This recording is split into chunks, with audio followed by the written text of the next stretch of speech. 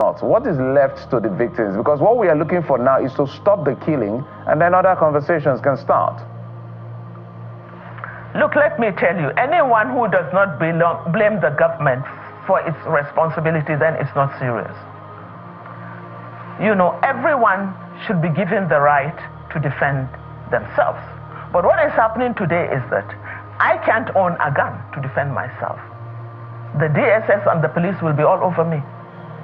But I don't know how they allowed the bandits. Helicopters were seen dropping guns, ammunition, and food, and all sorts of technologies to bandits. The government did not do anything. So the government is in tandem with this insecurity. Like I said. Recently, I'm beginning to concur with certain folks who make statements like, let's sell the country, let everybody have their share. I'm beginning to concur with them. Now, the video you're about to watch will shock you to your marrow. It's a video of popular activist Hajiya Naajatu. She opened up on China's TV how some Boko Haram fighters that she spoke to, you know, indict those in government. Those in government that are sponsoring them. The reason why the government don't allow citizens to carry arms to defend themselves, but meanwhile they are allowed to carry arms. Also, a military guy also attests to this. All right, see, this video is super loaded, please, and I think it's a video every citizen have got to share. Initially, when this thing started newly, right, we thought it was only the north. Now today, these fighters, they've littered every part of Nigeria. Virtually, is it the south, is it the southwest, is it the southeast? Everywhere littered. Our bush has been taken over by storm and surprise by these guys. See, it's a video you have to watch to the end. I'm not just for viewing sake. No, watch this video because it affects you. Watch me now. It affects you, affect your brothers and your sisters, irrespective of where you are. So long you're in Nigeria, you are affected by the confession you're about to hear by this video. But before then, there's a video of a guy I need you to watch, just about 1 minute or 2 minutes video. How the list of Boko Haram fighters, right, that Dubai released for Buhari. As I speak to you, Alana, that list is missing at, you know, Asorok. It's missing. The person you're about to also listen to is a northerner. You will listen to him, listen to a short clip of a military guy too. Then you listen to Hajiya Naajatu. This is just too loaded. First of all, please kindly like it so our Facebook and YouTube can recommend it. Please, the least you can do is to share this video. Please. Thanks and God bless you. It's not easy, I swear. Many men don't fall, so we just got to go out. If army is ready, if Nigeria is ready to fight them, they should call us back. We'll fight those. But we don't have enough weapon, enough adequate weapon to fight them. So we can't just be wasting our life. We have families. Your talk is true. But without weapon, we are not a soldier. Weapon makes us to be a soldier. Let them provide the weapon and we fight the evil. Where is the list? Where is the list? People, these are things that are supposed to spark a national protest if we're a reasonable and sensible society. Let's make this a hashtag. Where is the list? I think former President Muhammadu Buhari has a lot to tell us. He owes us a lot. And we're appealing to President Tinubu now to help us ask, where is the list? It was under your watch that the United Arab Emirates sent a list of sponsors of terrorism. Up till today, we are yet to have anyone that is prosecuted. It was under your watch that the governor of Benue State, Otom, said that the government is working with Saudi, with Turkey and other countries towards Islamization. That is an indictive statement. I have not seen where Otom has been prosecuted in that regard. I have not seen any situation where he withdraw that comment. It was under your watch that the former boss of NIA, the retired Commodore Okunloye or something, came out to say that there are a lot of hardliners in this government that are working with this terrorist organization. People in the government that are working sponsors of this terrorism. The man is still alive. We are yet to see the list or hear any name mentioned in that regards. Nobody is yet to be prosecuted. Where is the list? Where is the list? See, the solution to our problem is already in the public domain. But what we keep doing is when it comes, it attracts momentum and all of a sudden is swept under the carpet. That is what we have been doing. But the solution is here. Hashtag, where is the list?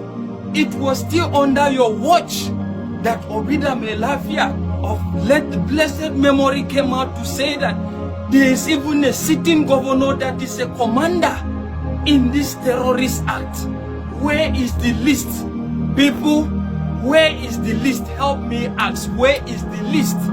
And to President Tinubu, if you can't provide that list to us, we want to assume you are colluding with the system as well. Where is the list, people? Hashtag, where is the list? Where? Hello, good morning. Well, it's good to see you again, and we'll just get right into it. The issues concerning security in the country, particularly on the plateau, majorly parts of northern Nigeria, is unpalatable. And I know that you've been a commissioner of the Police Service Commission. In fact, you've been a member of a committee responsible for fostering reconciliations between the Boko Haram sect and the Nigerian government. So you have a good understanding of the workings of security behind the scenes, on the ground, and even beyond. So let's speak to the plateau situation for a start, and perhaps in other parts of northern Nigeria. Is this a challenge still with our security architecture, or there's something that this government is still missing in terms of insecurity? First and foremost, you have to understand that the primary responsibility of any government on earth is to give security to life and property to the populace, to give the populace, their citizens, an enabling environment to live in peace and conduct their businesses peacefully. Any government that fails to give this primary responsibility has lost its authority to govern. Governing is about securing the country. It's about the welfare of the country. So let me tell you, we have to go back and look at the structure, the architectural structure of the Nigerian security system. The Nigerian security system, it must be understood that it's a colonial system. It's a colonial system, and nothing has changed. Nothing has changed because they are primarily created to serve and to protect the imperialists. These imperialists have been taken over or have shifted to our local so-called rulers. Having worked in the Police Service Commission, having been in the dialogue committee with Boko Haram, I got to learn a few things. One of the things that I have learned is that insecurity is a multi-billion-dollar industry. It is both internal and external. It's about the sale of arms and the sale of drugs. It's about the exploitation of the mineral resources in our country. For so long as this is not addressed, then we can never make headway. For that, you need a very, very patriotic and visionary leader. When I was with the Boko Haram Dialogue Committee, I sat with some of those that were in prison. And I would tell you that in the whole of Borno, there is no house in which there isn't a victim of the Boko Haram. I interviewed a 13-year-old at Giwa Barracks, and he told me that they were just picked up on the streets by this so-called Boko Haram, and they were trained to kill. they have an indoctrination in which anyone that has a big car, it doesn't matter what your religion is, he should just be killed. So what I'm trying to say is this: in a situation where your security apparatus have no synergy within themselves, that they are only mostly interested in what they get, and they are not even that, they are appointed on the basis of politics, on how close they are to the corridors of power, or whoever is selecting them, normally the president, is doing so not because of competence, but because of his personal interest and his personal protection, not to protect the Nigerian citizens. So for that reason, you cannot expect anything.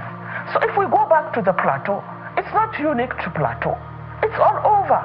It's all over the north. And it's about the exploitation of the mineral resources of northern Nigeria. Anywhere you see this kind of carnage, then make sure there's mining going on there. This is only a smoke screen to divert the attention of Nigerians from the main problem. Let me tell you, in Plateau, this has been happening for decades. They use the tactics of divide and rule. And unfortunately, for the victims and the perpetrators, they don't seem to understand that they have a common enemy. You cannot continue to blame. Where is your intelligence? I mean, what happened in Plateau is sickening. Before the so-called tit for tat, like the president said, the Fulani settlement was ravaged. Their outlaw was slaughtered. His head was put on a stick. So they went. I mean, what sort of a country is this that you cannot even preempt? That you don't even have the intelligence of what uses our DSS? They are busy eavesdropping on our phones. They cannot eavesdrop. They cannot tell us. They cannot tell the government before time that there's going to be this or that. So it's the total failure of both the military elite and the politicians. The politicians are the biggest benefactors of this, from the east to the west to the north and wherever you are in Nigeria. You see, just recently, Zulum of Borno complained that some of the territories of Borno are being taken by the Boko Haram. But what happened? They busy lying, insulting him. What I'm trying to say is that the people in power, unfortunately, in this country, are such pathological liars. They all think that we don't see and we don't feel. That it's all about them. If you can hear me, Hajiya. What the NSA just said, having gone to Plateau, he said 90% of terrorism has been wiped out. Hajiya, can you hear me? He knows it's not true. But what I'm trying to say, no. What I'm trying to say is this: unless and until a government can take its responsibility seriously, it's not about. I have to come in here, Hajiya, if you can hear me, so that we can expand the conversation. If you can hear me, so you mentioned two things I would like you to perhaps expatiate on. One of the things you said is that both the perpetrators and the victims don't know they have a common enemy. And I would like you to extensively identify who you refer to as this common enemy. And in addition to that, what has to be done? The common enemy is the government that has refused to give them the protection that is a right. That is the common enemy. The common enemy is not the Fulani man or the Birom that are both killed, that are both victims. Nobody chooses to be where they are. And the Nigerian Constitution has given everyone the right to live peacefully everywhere. But our common enemy are really the politicians, because the politicians determine how the military work. They determine who is the IG. Hajiya, just a moment. What he is supposed to do. Just a moment. Just a moment. No. If you can hear me, just a moment. So, the people, for instance, in Plateau, are very clear on who they feel is their problem. They say the Fulani herders, and they say this is about land grabbing. Just hold on, Hajiya. Just hold on, Hajiya. Just hold on. I would like your intervention in this. So just hang on. Let me just land, please. So they say this is about land grabbing. It's about ethnic cleansing. We've spoken with even government officials that have alluded to this. So in your view, when people say these things, how best can it be tackled? Because the president, for instance, is saying this has been an age-long issue. You have to look for a way within yourself to solve this problem. The words were fairly and, giving it a long-term solution. It's not my responsibility. No, sir. No. The responsibility, the primary responsibility of any government, like I said earlier, is to protect its citizens. Why are they, in fact, assuming it's all the Fulani fault, how did they allow the Fulanis to continue to kill the indigenous people of Plateau? Why? How? Why have they failed to give the people of Plateau, like everyone else, the protection that they have a right to? It's not only in Plateau, it's happening all over the north. How many thousand people have been killed by bandits? In Zamfara, Katsina, Sokoto, Kebbi, Niger. You understand? It is happening as we speak. As we speak, people are, just recently, Truji, one of the biggest bandits who he openly claimed that he's working with people in power. He said it. He mentioned their names. But what happened? They are occupying high places. Just recently in this Eid, he slaughtered 15 people like rams. Like ram, he laid them down and he was making a video of it. 15 people he slaughtered. You see, the point I'm trying to make is that it does not make any difference to the victim. It doesn't matter who kills you, whether it's the bandit, whether it's IPOP, whether it's the Fulani, the victim has been killed. So it doesn't really matter who kills you. What I'm trying to say is that the government has failed in its most primary responsibility to Nigerians. If you truly love the people of Plateau, why have you failed? Why have you failed to protect them? So when I talked of divide and rule, politicians have also used these bandits as political thugs. Do you know that? Yes, they are political thugs. When they fail to give them education, when they fail to even pay their salaries for over a year. I remember what happened during the governorship of Jank. For over a year, he was not paying salaries, but they were instigating his own people to look the other side and say, your problem is not me, your problem are the settlers. So what I'm trying to say is this. Both the victims and the victimizers have a common enemy. Their common enemy are people in government. All right, Hajiya. They will never be allowed to see that because their attention has been diverted to religion and tribe. That is not the issue. Hajiya. The issue is that you have no right to peace and to live in peace anywhere in the country. You don't have that right. Hajiya. If I may come in there, you said earlier, just after you made the point that brainwashed. This is happening everywhere, regardless of not just Plateau alone. You said a bandit, admitted to working with the government and killed 15 people, slaughtered 15 people. Which state are you saying that this happened in? Just to clarify. The media is part of the problem because they decide which victim to protect and which victim to victimize. We have to make these things very clear. This is the situation of things in the country. The government cannot continue to lie to us. The reality is that we are all at risk. This is the reality of our country today. I doubt that you heard me earlier, but I'm just going to go straight to my question, Hajiya. This is happening also in other states. of the Federation besides Plateau State. Can you hear me now, Hajiya, Naajatu?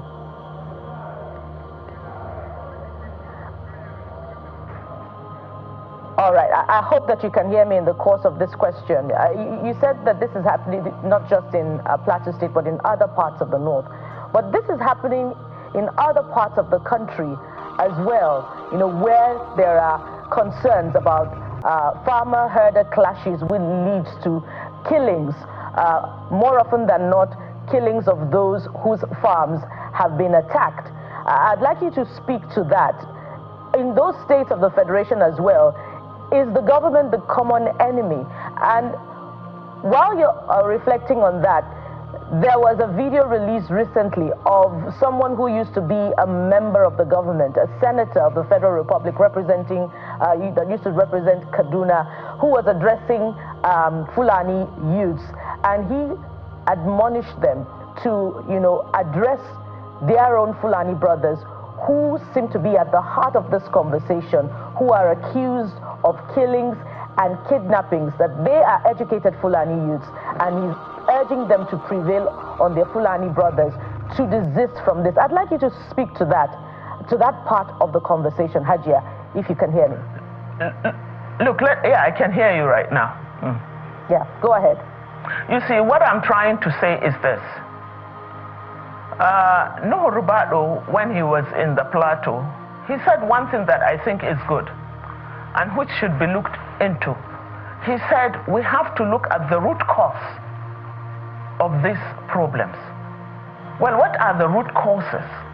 You have to understand, like I said earlier, that security is a multi-billion-dollar industry. How do the perpetrators get their guns? Where do they get their ammunition? Where do they get their training? This question was asked to the CDS. I can remember quite clearly. Who are the sponsors? But even the CDS refused to answer because it was too much for him to answer. Well, I'll give you the answer. Like I said earlier on, you have to look at things holistically. I said there's the imperial factor, the stealing and the plunder of our natural resources. There is also the local factor. The local factor which you want us to address is this, that why are our youth engaging in this? This is a new thing that is happening to us because Nigeria's demographic, over 75% of the population, especially up north that I know, are made up of youth from age 75 down. Oh, sorry, age 35 down. Now these are the uranium, they are the engine, they are the energy of the country. When you have 75% of your youth, age between 35 down, that are unemployed, uneducated, ill-informed, jobless, they become cannon fodder. And why did they get into this situation? So unless this issue is addressed, these things will continue because they will now start looking onto each other. Oh, this is my enemy. The closer your neighbor becomes your enemy. I want to have what your neighbor my neighbor has. But they are all pulverized. They are all in the same boat, but they don't seem to understand. And the indoctrination by our clerics, both Muslims and Christians, they are also agents of this chaos. So the government or the people in government love to divert attention from giving good governance by making the population kill each other while they usurp and steal our resources. I would want to give you an example of Zamfara, for instance. Zamfara, Katsina. We have a Ministry of Mineral Resources. What are bandits doing there? Who are they working for? The bandits are just the pawns for politicians and illegal miners. They are the smoke screen. I remember, now we have a Ministry of Mineral Resources, for instance. How much has the Ministry of Mineral Resources remitted to government? How much is our gold? Zamfara has more gold than Ghana. I have seen Zamfara government traded in Wall Street. How? Why? What is Nigeria getting? Youth in Kebbi, Sokoto, Zamfara are living in such abject poverty, and they are so many. They are not educated, they have no hope for tomorrow, and they have to eat. Tell me what they do. They become agents of these imperialists, and their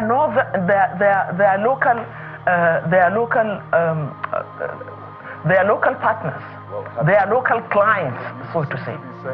Zamfara gold is being traded. Right, billions, maybe, of dollars. If I could come in here quickly, Hajiya, to get more clarity on this. You seem to be saying clearly that there is a connivance from government at different levels, complicity as the case may be. For this Tinubu administration, to tell you, well, it's 2 years in, right? This is something he inherited from the previous government, the Muhammadu Buhari administration, whom you're close to, I must say. So for all the killings, the kidnappings that we saw during that time, even on the plateau, hundreds were killed. Would you say that previous government was also complicit? Was there a connivance from that previous government as well? It's sickening when people in power continue to blame their predecessors. For instance, I started Buhari's campaign in 2002. I've never denied it, and I will continue to say it. But the point is this: Buhari failed, and we never minced our words. Throughout his 8 years, I had never minced my words.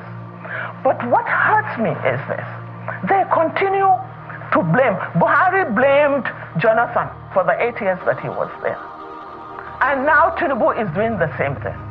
But what I'm trying to say is that when they were campaigning to take over power, didn't they look at the problems? Was it just about their ego to be presidents? Didn't they have a blueprint for governance? Is it just that you come in, they are telling us they are clueless, they are telling us they are unpatriotic, they are telling us that they don't give a hoot about Nigerians. Why do you blame? Why did you get there in the first place? Why did you get there? If you know that you don't have a blueprint, if you know that you don't have the capacity or the ability to solve Nigerians' problems, why did you get there? Why do you sought to be there? All right, Hajiya, just a moment, Hajiya. Blaming others for what you cannot do. Can you hear me, Hajiya? This is what Buhari did. And I had never accepted what Buhari did. So I supported Buhari. Hajiya, I supported the Buhari. Can you hear me, Hajiya? Yes. I accepted, or that I kept quiet during the mutilation of our country that he did. Buhari actually, look, the corruption in Buhari's government was mind-blowing, and that corruption, that malignant corruption, is still here. Hajiya, just a moment. If you can hear me, I think we're maybe having a network. I don't know. Can you hear me, Hajiya? Yes, I can. We just have about a minute.